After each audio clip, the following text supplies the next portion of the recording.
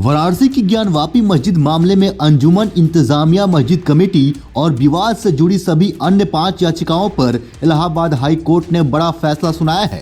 इस दौरान Allahabad high court ने मुस्लिम पक्ष की सभी याचिकाएं खारिज कर दी है। इस मामले में हाई कोर्ट ने 1991 के मुकदमे के ट्रायल को मंजूरी दी। इसके साथ ही वाराणसी कोर्ट को 6 महीने में सुनवाई पूरा करने का आदेश दिया गया है। इस फैसले से मुस्लिम पक्ष को बड़ा झटका लगा है। बता दें कि जिन 5 याचिकाओं पर इलाहाबाद हाई कोर्ट ने फैसला सुनाया है, उनमें से 3 याचिकाएं 1991 में वाराणसी की अदालत में दाखिल किए गए मुकदमे की पुष्णीयता से जुड़ी है, जबकि बाकी 2 एएसआई के सर्वेक्षण आदेश के खिलाफ दी गई चुनौती याचिका है।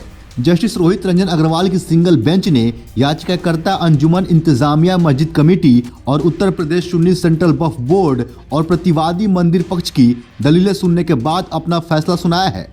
इससे पहले इलाहाबाद हाई कोर्ट के जस्टिस रोहित रंजन अग्रवाल ने 8 दिसंबर को याचिकाकर्ता अंजुमन इंतजामिया मस्जिद कमेटी और उत्तर प्रदेश सुन्नी सेंट्रल वक्फ बोर्ड और प्रतिवादी मंदिर पक्ष की दलीलें सुनने के बाद चौथी बार अपना फैसला सुरक्षित रख लिया था। वाराणसी में काशी विश्वनाथ मंदिर से सटी ज्ञानवापी मस्जिद का प्रबंधन करने वाली अंजुमन इंतजामिया मस्जिद कमेटी ने वाराणसी की अदालत में लंबित वाद की पुष्णीयता को चुनौती दी। वहीं हिंदू पक्ष ने उस जगह पर मंदिर बहाल करने की मांग की है जहां मौजूदा समय में ज्ञानवापी मस्जिद स्थित है। हिंदू पक्ष के मुताबिक ज्ञानवापी मस्जिद मंदिर का हिस्सा है और उसे हिंदू पक्ष को दिया जाना चाहिए। बाकी इसके बाद अयोध्या, मथुरा और काशी का जो नारा था वो अब संभव होते नजर आ रहा है। बीजेपी सरकार और आरएसएस का यह सबसे बड़ा नारा था कि अयोध्या, मथुरा और काशी में मंदिर बनेगा। अयोध्या में तो मंदिर बन के और 22 जनवरी को प्राण प्रतिष्ठा होने के बाद मंदिर का भव्य उद्घाटन होने जा रहा है। वहीं ज्ञानवापी मस्जिद पे बार बार ये हिंदू पक्ष में जो फैसला आ रहा है, इससे साफ तौर पे साबित हो रहा है कि ये फैसला हिंदू पक्ष में जाएगा। वहीं अब मथुरा में भी सर्वेक्षण का आदेश जारी कर दिया गया है। अब देखना ये होता है कि मथुरा में क्या कुछ निकलकर सामने आता है और मुस्लिम पक्ष को और कितनी याचिकाएं खारिज की जाती है।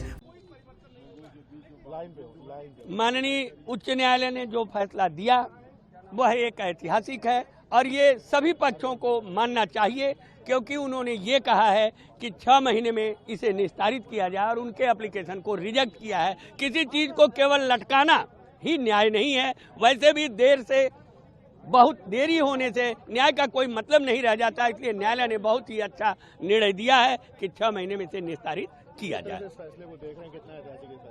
यह एक बहुत बड़ा ऐतिहासिक फैसला है, क्योंकि बहुत दिनों से ये मामला लंबित है और एप्लीकेशन डाल करके केवल मामले को लटकाया जाए। अच्छा, जो फैसला है कि इसके बाद सुप्रीम कोर्ट मुस्लिम पक्ष जा सकता है? बिल्कुल जाए, जाने से किसी को रोक नहीं है। एक पक्ष अगर पीड़ित है तो उसे ऊपर की अदालत खुली हुई है न्यायालय में जाने के लिए, वो जा सकती है। Ashok Kumar Singh, president high court bar association Allahabad.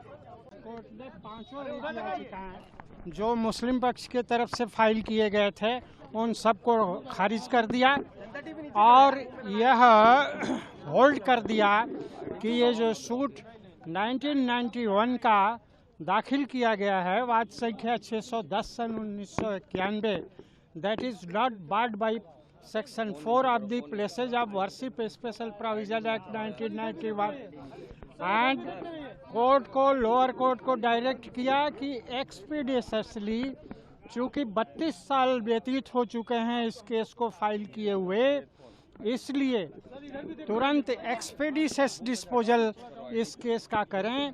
और लोअर कोर्ट को डायरेक्ट किया है कि विद इन 6 मंथ्स इस केस को फाइनल जजमेंट जो है वो प्रोनाउंस करें। और एएसआई के संबंध में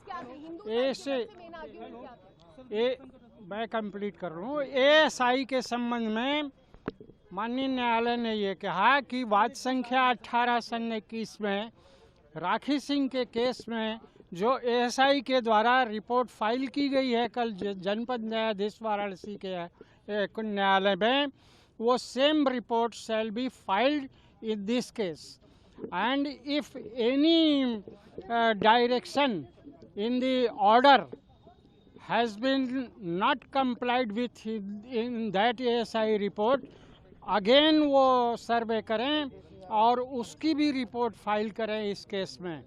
इस प्रकार का डायरेक्शन एएसआई को भी दिया गया है। वजू खाने का भी फिर से वजू खाने एरिया का भी होगा। वजू खाना का डिस्प्यूट और जो ऑर्डर है वो इस केस के लिए माननीय उच्चतम न्यायालय ने नहीं दिया है, इसलिए वजू खाने का भी होगा सर्वे इस केस में। वजू खाने का किया जाएगा। बिल्कुल किया जाएगा।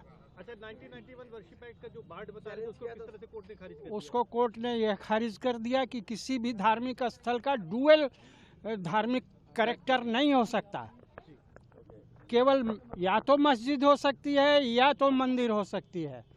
तो इस बात को साबित करने के लिए कि मौके पर 15 अगस्त 1947 को क्या धार्मिक स्थिति है, इसके लिए लोअर कोर्ट साक्ष्य ले और साक्ष्य लेकर के यह निर्धारित करे कि वह उसका धार्मिक स्वरूप मंदिर का है या मस्जिद का है।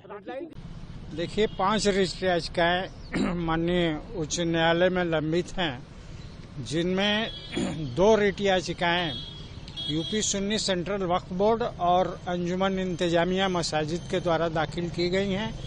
जो पुरानी रिट याचिकाएं हैं उनमें वाद की पोषणीयता के लिए के विरुद्ध जो है दाखिल किया गया है।